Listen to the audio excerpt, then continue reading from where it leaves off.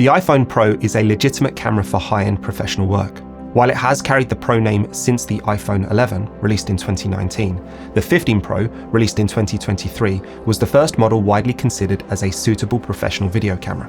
While the 16 Pro brought minor incremental upgrades, the 17 Pro is the first phone since the 15 Pro to offer a meaningful improvement. That's thanks to 4 further innovations: RAW recording, OpenGate, Genlock, and the latest version of the Blackmagic Camera app, version 3.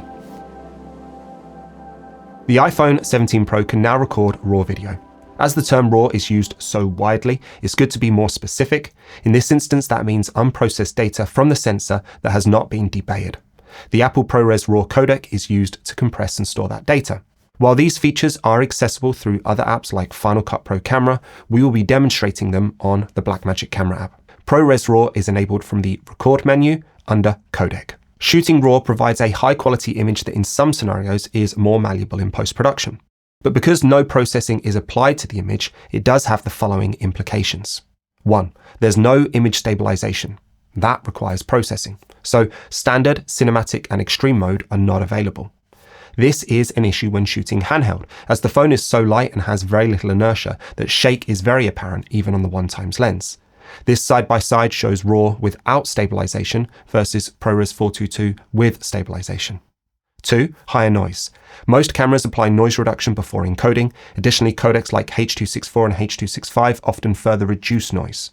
When shooting RAW, it's your responsibility to apply noise correction in post. 3. No digital lenses. The iPhone 17 has 3 physical cameras, 0.5, 1x and 4x, but it also offers a 2x and 8x mode. Those digital lenses are not available when shooting RAW. 4. No oversampling, not the biggest downside, but it is important to mention that it's not possible to record a HD image or another lower resolution format. Again, that would require processing. There's only one resolution available, and it's the max resolution. 5. External storage is required. ProRes RAW cannot be recorded to the phone's internal memory. You need an external drive with sufficient write speed. I'm using Angelbird CF Express B cards with their very cool MagSafe reader built for the iPhone. Now, all of those points, they're not disadvantages. A raw, unprocessed image from the camera gives ultimate flexibility in post. If all that processing was applied to the image in camera, then it wouldn't be RAW anymore. That's simply what is required to produce a RAW image. ProRes RAW records at a resolution of 4224 by 3024. It is now readable in Resolve, Premiere, and Final Cut. Do you need RAW? For many people, and in many scenarios, the answer is going to be no. It's not a magic bullet for making better images. Unless you have the time and skill set to properly shoot and process the image in post, it could actually end up looking worse. When compared side by side, it is definitely possible to extract a higher quality image when recording RAW, but post-processing has to be applied, and those gains will only be visible in specific scenarios. A great deal of the time, the camera's RAW and non-RAW modes are capable of producing indistinguishable images after post-processing. That doesn't mean that the iPhone's RAW mode is bad. It's excellent. But what this reveals is that the camera's ProRes 422 is also excellent.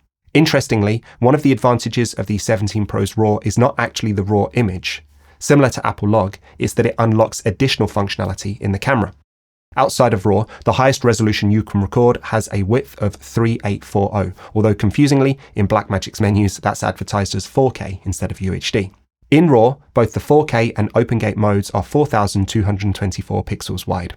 RAW does offer the highest possible quality recording from the iPhone 17 Pro, but as regular ProRes already offered incredible quality, in most scenarios it's not going to be a dramatic difference.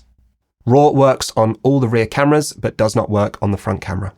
As Apple have upgraded all the rear cameras to use a 48 megapixel sensor, there is no perceivable shift in resolution or quality as you switch between them. OpenGate does not indicate a specific aspect ratio, but simply refers to recording an image using the entire sensor. For large format cameras, that typically means a 3:2 image. For some cameras, OpenGate might mean 16:9.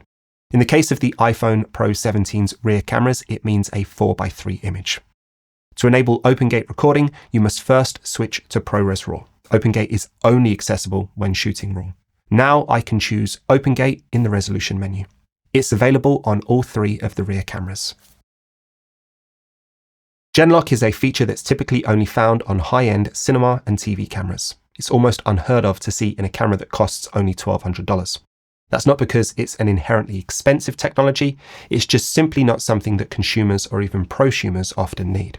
In live television, to mix the content from different cameras together, a common timing reference is used to synchronize the camera's outputs so that they all photograph each frame in sync with each other. That's not typically needed when shooting scripted or doc content. Here's 2 examples. Number 1, virtual production requires the camera's shutter to be in sync with the wall's refresh rate. And number 2, bullet time. That requires cameras to be in sync with each other. This was demonstrated in Apple's keynote. The iPhone 17 Pro is now capable of Genlock. It requires a third-party accessory, the new Pro Dock made by Blackmagic Design, which features, among other things, a Genlock port. Most people won't need Genlock, but this is a pretty exciting feature to see come to the iPhone because it opens up some wild possibilities. Before the iPhone 17, you'd have spent many thousands of dollars per camera to deliver a Genlocked solution. Yes, granted, 28 years later used older non-Genlocked iPhones, but the lack of Genlock makes smooth footage hard and will have contributed to its unique aesthetic. Now you can deliver a Genlocked bullet time rig built from iPhones for around $1,500 per camera. Example 2, you could pair 2 Genlocked iPhones to shoot in stereo. iPhones are actually really attractive options for shooting stereo. Because of their size, you can get them close enough together to simulate human vision, or rig them really far apart to enhance depth. The new dock is essentially a USB hub with a special Genlock and timecode port. That means you can connect storage, audio, and other USB accessories while simultaneously charging the iPhone. Maybe you're wondering whether you need one of these new Pro docks. Did you know it's already possible to connect the Blackmagic Camera app to a timecode system like Tentacle? You do that via Bluetooth. Or alternatively, you could just record LTC timecode onto an audio track. So you could already do timecode. If you don't need SDI timecode or Genlock, it's worth considering a generic USB-C hub, or perhaps something like the Moment Supercage, which features an inbuilt hub. Also, did you know that you can connect the Pixis monitor and the Ursa EVF to your iPhone Pro? The buttons or touch interface don't do anything, but it's an awesome experience for monitoring. There's one small problem though. Neither the Moment Supercage, nor the Blackmagic dock, nor any of the other portable USB-C hubs that we have tested support the required DisplayPort pass-through protocol on their USB-C ports. If you know of a hub that does support that, please let us know. Should you buy an iPhone 17 Pro? That is 100% for you to decide. As always, the best camera is the one that you have, and there are very few scenarios where your creativity will be limited by the current hardware that you have. Here's some thoughts though that might help guide you. First, we're examining the iPhone purely as a camera, not as a phone. Unlike the 16, the 17 does offer a meaningful upgrade over the 15. It's even a meaningful upgrade over the 16. Still, there are a lot of professional filmmakers who have no need for RAW, OpenGate or Genlock and will be perfectly happy with the incredible ProRes images found in the 15 and 16. Shooting RAW and OpenGate has other implications on the equipment required in production and the workflow in post. However, for people looking to utilize the iPhone in high-end or specialist productions, then the 17 is absolutely for you. Let us know in the comments what you think of the iPhone 17 Pro's filmmaking potential. If you enjoyed this video, please give it a like and consider subscribing so you don't miss future videos. Thanks for watching.